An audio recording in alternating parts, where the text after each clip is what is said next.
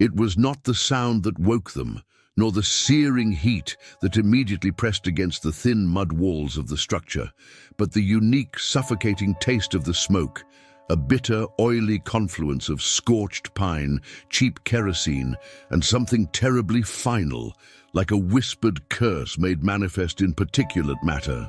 This low-slung dwelling, built beneath the ancient weeping boughs of a cypress that had stood sentinel over 3 generations of suffering, was the single, fragile repository of their existence outside the brutal codified rules of the field.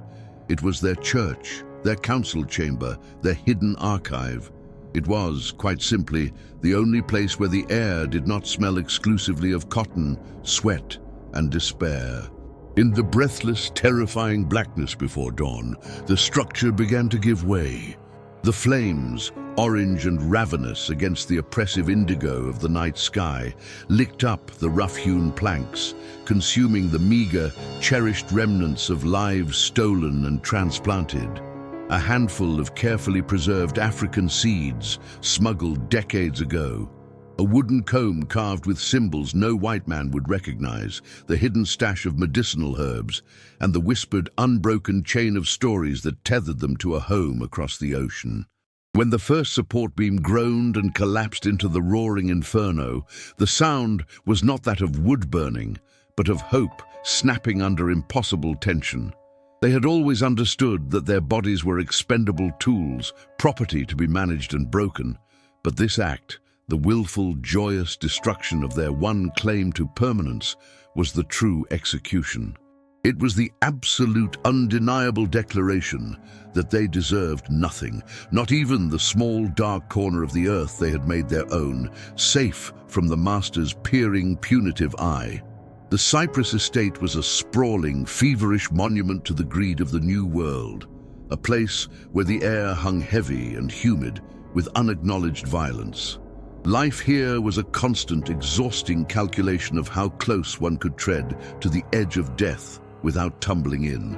Yet even in this kingdom of rot and profit, there were rules, tacit understandings of necessary rest and necessary shelter. This transgression, the setting ablaze of the slave quarter, designated specifically for those too old, too young, or too infirm to survive the brutal field labor, thereby guaranteeing their agonizing demise, shattered the brittle veneer of control. It was an act of pure, unadulterated entitlement perpetrated by Silas, the newly appointed overseer, and his 2 grinning, drunken acolytes, men whose malice was only exceeded by their cowardice. They stood 50 yards away, silhouetted by the blaze, their cackling laughter slicing through the desperate cries trapped within the flames, echoing the sound of celebratory barbarism. Among those who escaped the blaze, stumbling out into the damp, chill air with nothing but the smoldering cotton remnants clinging to their skin, was Kalen. Kalen was not loud, not prone to the field songs or the open lamentations of his peers. He was defined by a terrifying stillness, a profound quietude that had often been misinterpreted by the overseers as sullen resignation, and by the master as simple, brute stupidity. They were gravely mistaken. Galen was a repository of forgotten knowledge, a man whose lineage traced back to chieftainship and war councils, not field labor. Among his people, whispered low and kept guarded, he was the Ankoli, the chief, the one whose quiet demeanor hid the coiled tension of a spring drawn too tight. He had endured the shackles, the lash, and the daily humiliations not out of submission, but out of a vast, meticulous calculation, waiting for the perfect moment of disruption, the inevitable pattern interrupt. That moment, heralded by the stench of burning kerosene and the high-pitched screams of the elderly caught inside the inferno, had arrived. He stood perfectly motionless, the heat searing the skin on his face, watching the roof cave in. He did not rush to comfort the panicked survivors, nor did he scream his rage at the retreating figures of the overseers. Instead, Kalen catalogued. He counted the dead, 6 souls, extinguished not by accident or illness, but by calculated murder. He smelled the kerosene, noting its particular cheap industrial quality. He listened to the drunken, receding shouts of Silas and his men, judging their trajectory and their speed. And most crucially, he allowed the profound, suffocating terror of the survivors to settle, knowing that fear was now a tool, a sharp edge that could be honed for vengeance or dulled into hopeless capitulation. He would ensure it was the former. The destruction of the shelter was not just a fire, it was the deliberate eradication of the neutral ground, forcing a choice between immediate, violent resistance and annihilation. Kalen understood that running was merely postponing the inevitable capture and subsequent torture. They could not outrun the hounds, nor the organized violence of the slave catchers who patrolled the surrounding counties. They needed a deeper disappearance, a transformation from the hunted into the hunter, and that required a level of collateral damage that would shake the very foundations of the city that enabled the Cypress estate. He gathered the remaining 15 people, pulling them back into the deep shadows where the swamp began its slow, hungry encroachment upon the cultivated land. The low, mournful sounds of the swamp, the croaking of frogs, the distant splash of an alligator, now sounded like a somber chorus accompanying the tragedy. The air, thick with the smoke and the metallic tang of fresh despair, muffled their movements. "We do not run," Kalen stated, his voice a gravelly whisper yet possessing an undeniable resonance that cut through the hysteria. "They expect us to run like rabbits into the woods. They will loose the dogs at dawn. We do not run. We walk in the mud, where the scent is spoiled. We walk to Silas, then we walk to the city." A young man named Josiah, whose face was streaked with ash and tears, protested weakly, "The city? Chief, we must go north. We must find the path." Kalen fixed Josiah with an ancient, terrifying gaze. "North is merely another plantation, another chain. If we go north, we are only running from the heat of the fire. To stop the fire, we must destroy the hand that struck the match and the mind that paid for the tinder." And here, Kalen revealed the core of his terrible, focused intent. Silas and his lackeys were merely sparks. The entire oppressive edifice, the wealth, the entitlement, the legal impunity, rested on the stability of the nearby city, a bustling hub of commerce and consumption 20 miles inland. And Kalen, through years of overheard conversation and meticulous observation, knew the city's single, irreplaceable vulnerability. He had heard the master boast, during one of his rare, drunkenly philosophical moments, that their true wealth was not the crop they currently harvested, but the crop they would harvest. "They set fire to the only shelter we had," Kalen repeated, allowing the gravity of the violation to sink in. "They burned our future. We will burn theirs." He explained rapidly, chillingly, the existence of the city's seedbed. It was not just a storehouse. It was a vast, specialized conservatory and repository, financed by the collective planters of the region, housing the entirety of the next 5 years' worth of specialized, acclimated cotton, corn, and tobacco seeds. It was the genetic blueprint for their dominance, meticulously catalogued and protected, not by armed guards, because who would be insane enough to attack the foundation of their civilization, but by sturdy, dry walls, ensuring the viability of the seeds. If that seedbed, that fragile promise of future profit, were to be irrevocably damaged or destroyed, the entire economic engine of the region would not merely slow, it would seize up, starve, and collapse into itself. It was the only lever powerful enough to command attention, to force the white world to acknowledge their existence with something other than the lash. The plan was horrific in its implication, an escalation so severe it terrified even those who had just witnessed the murder of their neighbors. It demanded not just an escape, but an act of economic warfare coupled with necessary, immediate assassination. The first step was swift and brutal, driven by a cold, almost surgical necessity. They needed tools, information, and silence. Kalen led the group not away from the cypress estate, but deeper into its shadowy perimeter. The drunken trio, Silas and his two companions, had retreated to the overseer's small, isolated cabin, certain that the smoke and the screams would keep the property pinned down until morning. Their arrogance was their immediate undoing. Kalen moved like a shadow detached from the light, weaving through the overgrown rows of stunted cotton plants.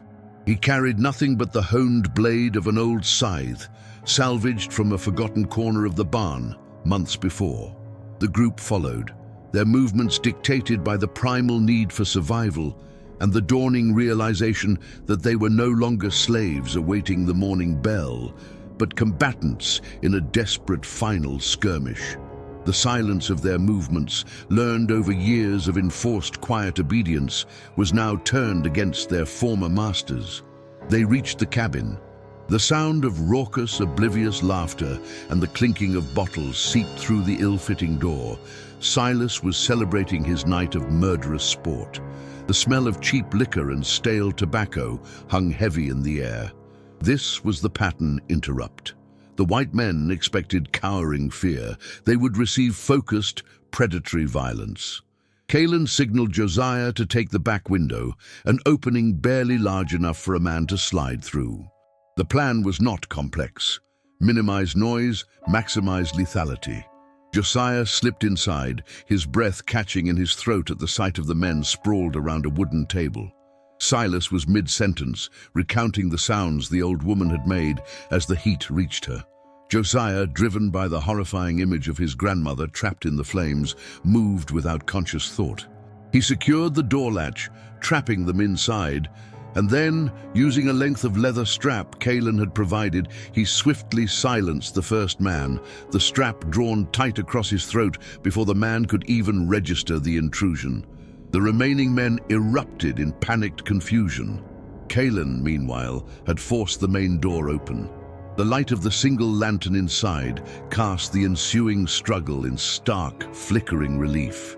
This was not a fight of equals. This was the methodical execution of perpetrators by those who had finally exhausted their capacity for suffering. Silas, larger and stronger, lunged wildly, fueled by liquor and shock, but Kalen was faster, moving with the disciplined grace of someone who had practiced this moment hundreds of times in his mind. The scythe blade caught Silas not in a spectacular blow, but in a precise horizontal slash that disabled his ability to speak or scream, followed by a final swift movement that ensured no alarm would be raised. The silence that followed was absolute, terrifyingly complete, broken only by the ragged breathing of Kalen's followers. The scent of blood mingled with the lingering smell of the fire, creating a nauseating bouquet of retribution. They took the overseer's pistols, their meager rations, and a detailed, if crudely drawn map of the local roads, and crucially, the specific location of the city seedbed, information that Kalen knew Silas had kept for his own speculative planning. That burning shack, still smoldering 50 yards away, was the sacrificial altar upon which their old lives were immolated. What followed was not survival, but retribution, a word Kalen now felt etched into the fiber of his own being. They had been victims. Now they were instruments of judgment, walking the fine line between justified escape and targeted, devastating warfare. The destruction of their shelter was intended to make them homeless. Instead, it made them dangerously untethered. As the first faint graying of the sky began to bleed into the horizon, warning of the impending danger of the dogs, Kalen led the group away from the cypress estate. They moved through the thick, brackish water of the peripheral swamp, the mud swallowing their tracks, obscuring their scent.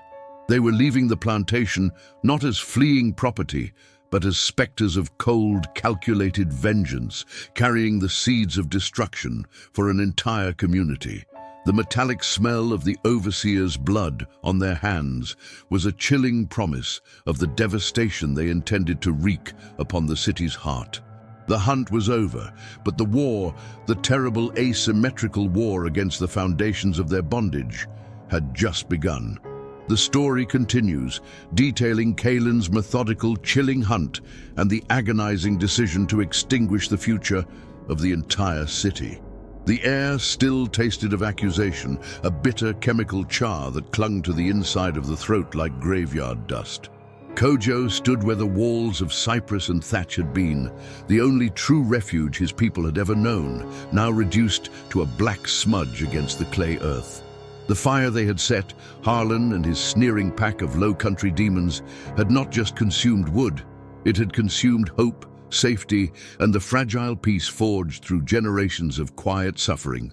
This was not merely vandalism, it was a profound declaration of war against the very concept of black existence outside their chains. Kojo, chief in spirit if not in title, did not weep. Grief was a luxury afforded to the dead.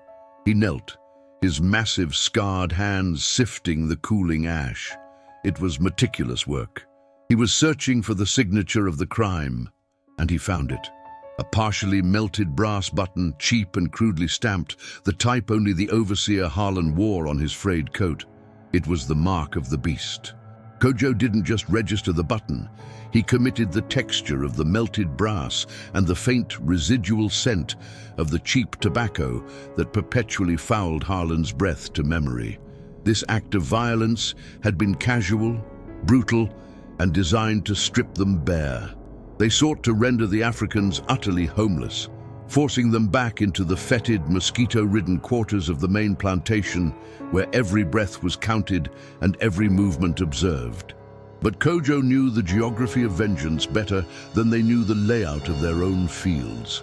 He was the root that resisted the plow. He rose, the ash-stained palm of his right hand clutching the piece of evidence. He did not need a weapon. His body was the weapon, honed by 60 years of forced labor and 40 years of careful, silent observation. His mission was not merely to retaliate, it was to inflict a symmetrical wound, a catastrophic existential hemorrhage on the structure of their power. They had burned the past and the present of his people. He would burn the future of theirs. The sun was barely climbing, dragging itself over the humid horizon like a bruised eye, when Kojo began the hunt. He moved with a liquid silence that mocked the heavy boots of the white men. He followed the broad, sloppy prints of Harlan's horse, recognizing the slight irregularity in the left front shoe, a detail noticed years ago while clearing brush near the stables. Filed away for the day, such knowledge would become survival. The trail led him away from the marsh, threading through dense thickets of scrub oak and pine, heading straight toward the sprawling heart of the plantation, the seedbed. The seedbed was the temple of their greed. It was a massive, carefully irrigated expanse of ground, usually covered with canvas sheeting during the night, where the most valuable cash crops, the next season's cotton, the highly sensitive indigo, the delicate seedlings of tobacco, were nurtured. It was the financial anchor, the promise of profit, the only thing they genuinely revered. If the shelter was the body of Kojo's community, the seedbed was the circulatory system of the master's domain. Kojo traversed the swamp edge, his senses heightened to an impossible degree. He could smell the lingering scent of stale sweat and cheap whiskey where Harlan had stopped to relieve himself hours earlier. He registered the exact displacement of the moss on a low branch, confirming the height of the rider who had passed. He was not tracking animals, he was tracing the careless arrogance of men who believed themselves immune to consequence.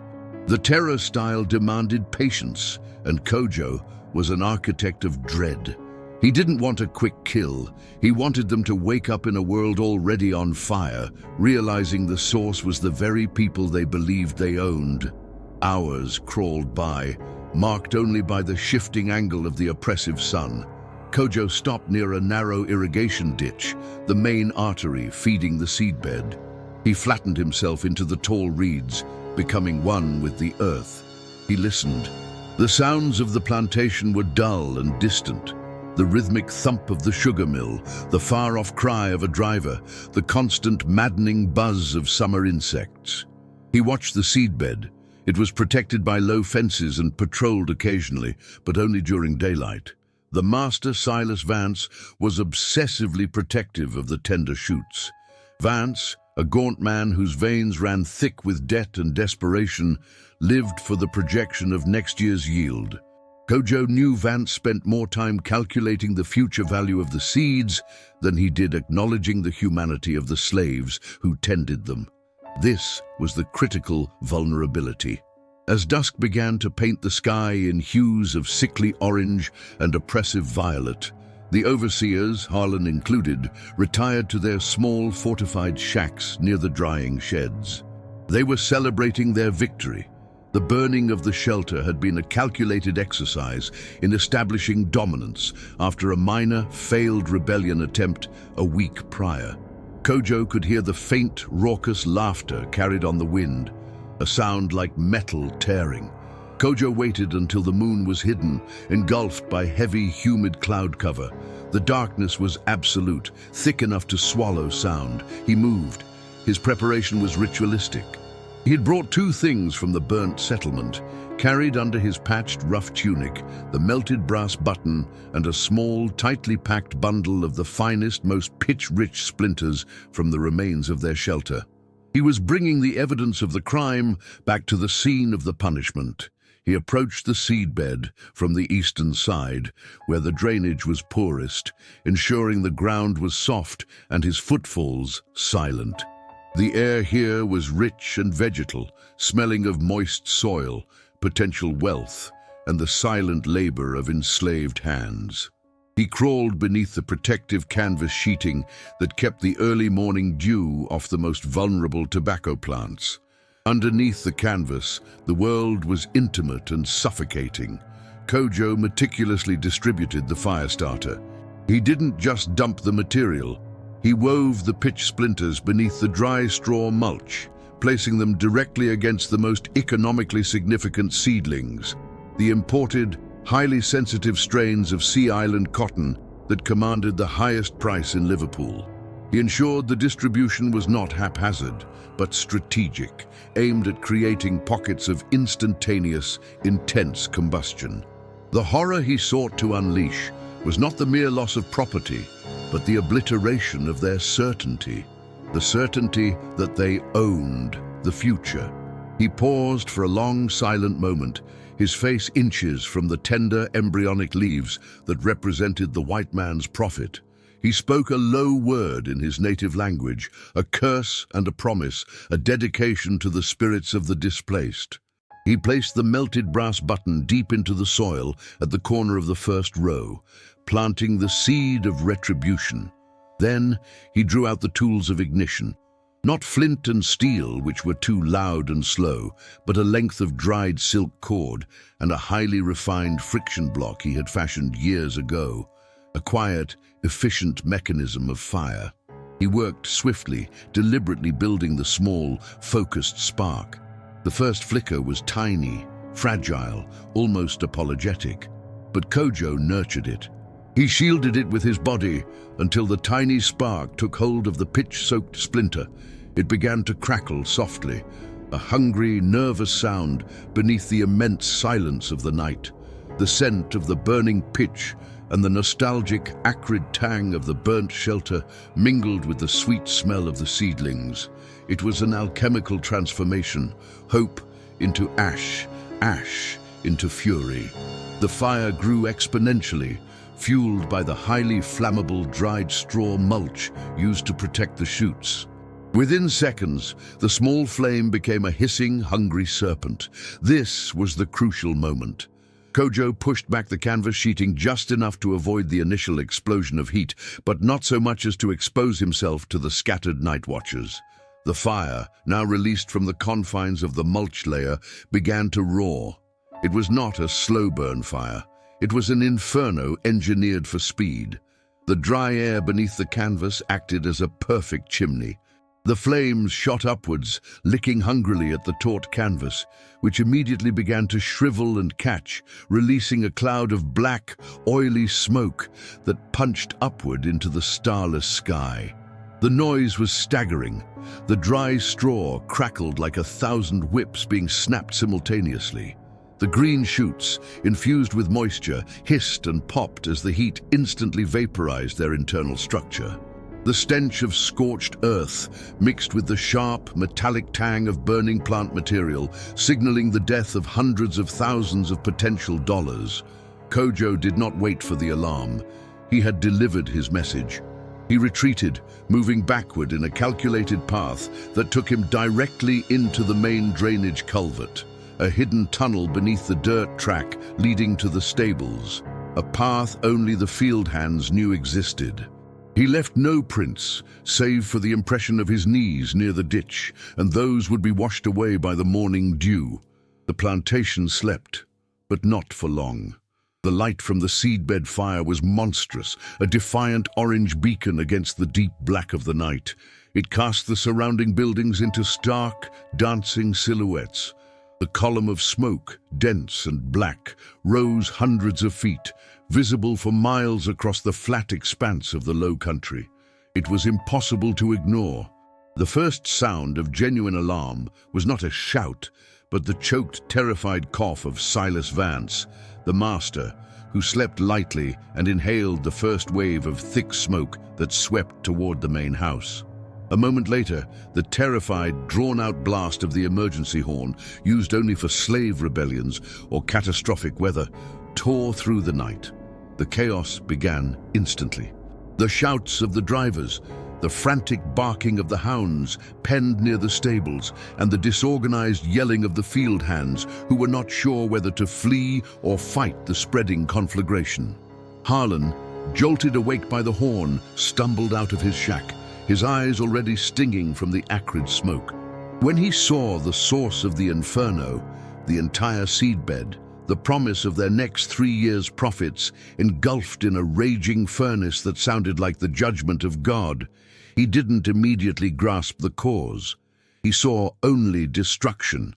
But Kojo knew that once the sun rose, they would find the epicenter of the fire, the perfectly placed kindling, and the chilling detail, the faint, metallic shimmer of a melted brass button, partially buried in the charred soil. They would know, with a sudden, devastating certainty, that this was not accident. This was an answer. Kojo, now deep within the protective, suffocating darkness of the thicket bordering the swamp, paused only long enough to listen to the rising screams and the desperate, futile efforts to fight a fire that had been engineered to consume everything in its path. The sound was glorious, the sound of their future being incinerated. He knew his act had not freed them. It had merely reversed the terms of engagement. They had tried to break their spirit by burning their shelter. He had tried to break their foundation by burning their wealth. Now, the hunters would become the hunted, chasing a specter of vengeance that had already dissolved back into the impenetrable darkness of the American wilderness, carrying the ghost of their defiance with him. The question was not if they would hunt him, but when they would realize the true meaning of the message he had left smoking behind him, and how far their own madness would take them in pursuit. The fire had merely been the declaration. The war was yet to begin. The smoke was no longer a signal. It was an enveloping shroud, a pestilence of ash and burning prosperity that choked the night air. It carried the smell of promise revoked, the acrid, sickeningly sweet perfume of thousands upon thousands of nascent lives, corn, tobacco, cotton, and sustenance crops, all curling into black effigies of potential wealth. This was not merely sabotage. This was the amputation of a future. The sound that followed the initial roar was the true horror. A dry, persistent cracking, the collective sound of every planted seed detonating in the heat, each tiny explosion a nail hammered into the coffin of the plantation's economy. The chief, Kalen, stood at the precipice of the swampline, his face illuminated by the raging inferno that painted the horizon a malignant orange. He felt nothing resembling triumph, only the cold, clear necessity of an act so absolute it cleaved reality in two, the time before the fire and the famine that would follow. They had burned his people's immediate shelter, the fragile wood and straw that stood between them and the damp earth. He had burned the white man's eternal shelter, the certainty of tomorrow's harvest. It was a scorched paradigm, an exchange of despair. The alarm bells started ringing haphazardly in the distance, not the methodical peal of a fire drill, but the frantic, hysterical clangor of pure terror. The city men, the overseers, the very masters of the land, understood instantaneously what Kalen's people had understood when their meager housing was reduced to cinders. They were utterly exposed. Within the hour, the main house erupted into chaotic motion. Lanterns swung violently through the humid darkness, casting grotesque, elongated shadows that danced like vengeful spirits. The planters, dressed in nightshirts and clutching antiquated hunting rifles, emerged shrieking, their voices raw with a mixture of disbelief and immediate consuming panic. They were hunting, but they were not hunting runaways. They were hunting the architects of their ruin. Master Thorn, the architect of Kalen's pain and the man who had personally given the order to eradicate the slaves' resting place, led the charge. He was no longer the arrogant, portly figure of command. He was a desperate, sweating beast, eyes wide and unfocused, driven by the knowledge that the very ground he stood on was dissolving beneath him. His family's legacy, built on the backs of stolen labor and the predictability of the soil, had been reduced to smoking humus. "Find them! Bring them back, or bring me their heads! I want the flesh of the chief. If you cannot find him, burn every acre until you do!" Thorn screamed, his words tearing at his throat. His posse, a ragged collection of overseers, hired thugs, and terrified house servants armed with whatever they could grab, shovels, pistols, broken fencing, poured toward the edge of the blazing field. Kalen and his remaining company, a disciplined tight knot of survivors, did not retreat toward the deep woods, which were too predictable and easily tracked. Instead, they moved directly into the labyrinthine maw of the cypress swamp, a place the white men instinctively feared and avoided. They knew the swamp was death for the uninitiated. For them, it was the ultimate fortress. The pursuit was agonizingly slow and infused with a savage energy. Thorn's men hit the line where the field ended and the watery darkness began, stopping abruptly at the smell of stagnant water and decaying vegetation. They were forced to wade, sinking into the sucking mud, their fine leather boots ruined by the filth.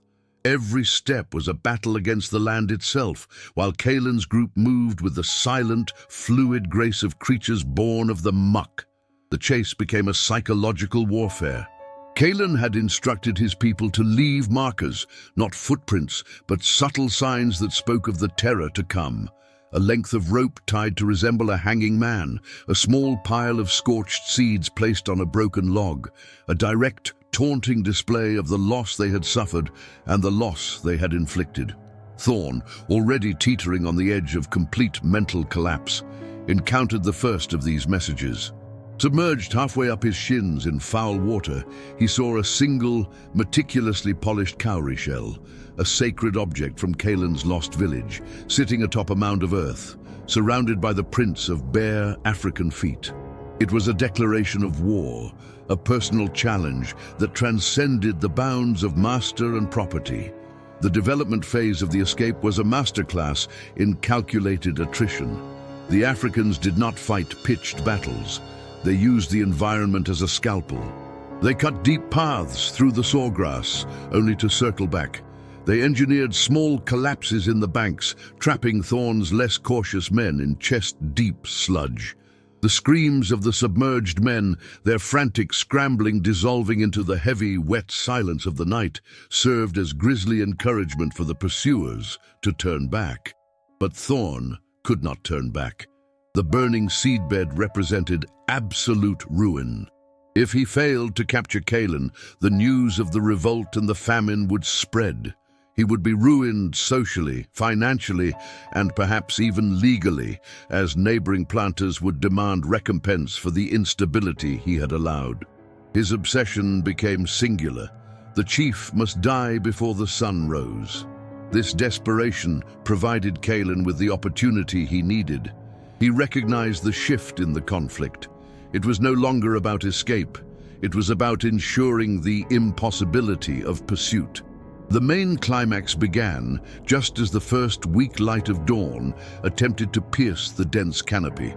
Kaelan doubled back alone, using a hidden, overgrown path he had marked months ago. He knew Thorn, fueled by pride and madness, would push ahead of his demoralized forces.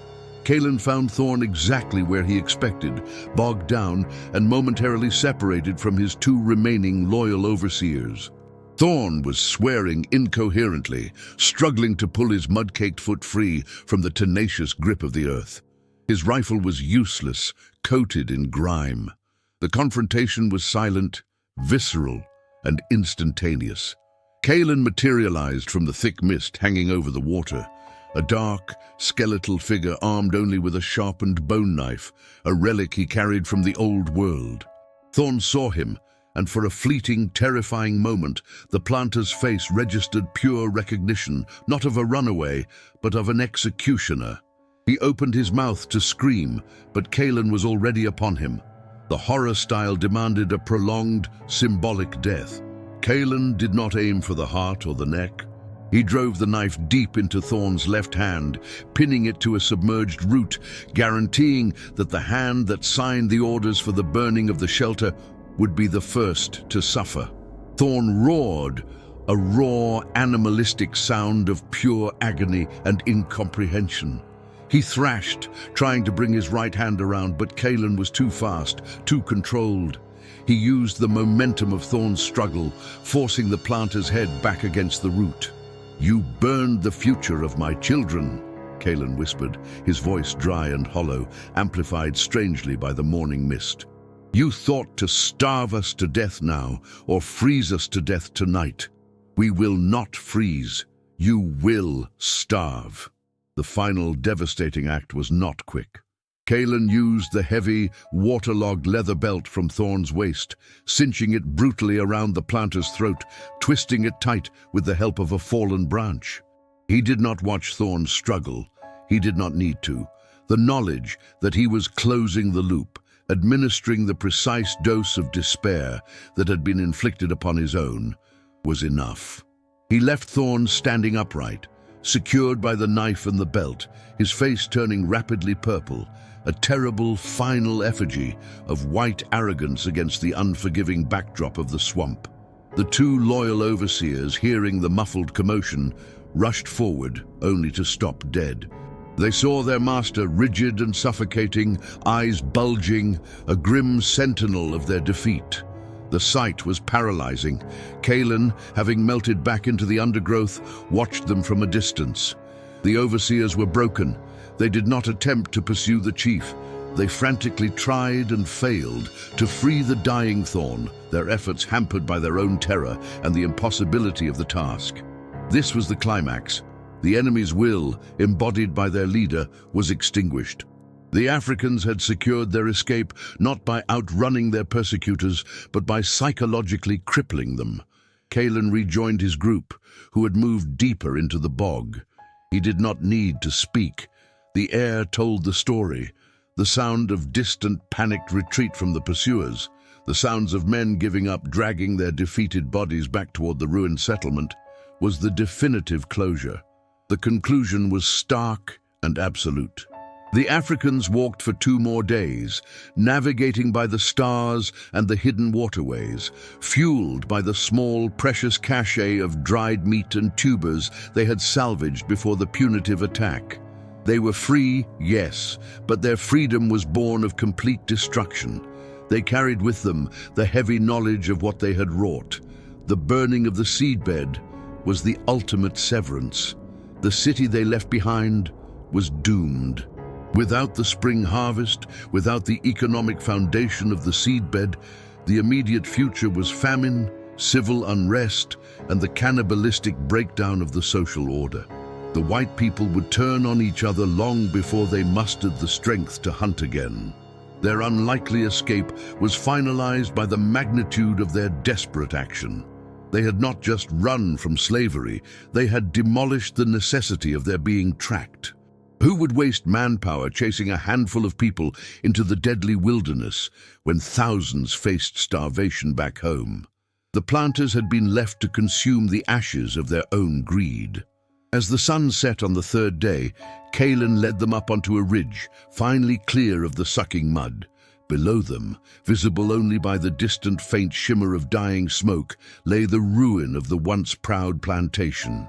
It was a victory achieved at the price of utter annihilation, a Pyrrhic freedom bought not with blood alone, but with the systematic removal of the enemy's life source. The last remnants of the group, 19 souls surviving out of a starting population of nearly 80, looked back one final time. They were now the ghosts of the ashes, walking toward an uncertain, wild future, carrying the weight of necessary murder and unforgivable destruction.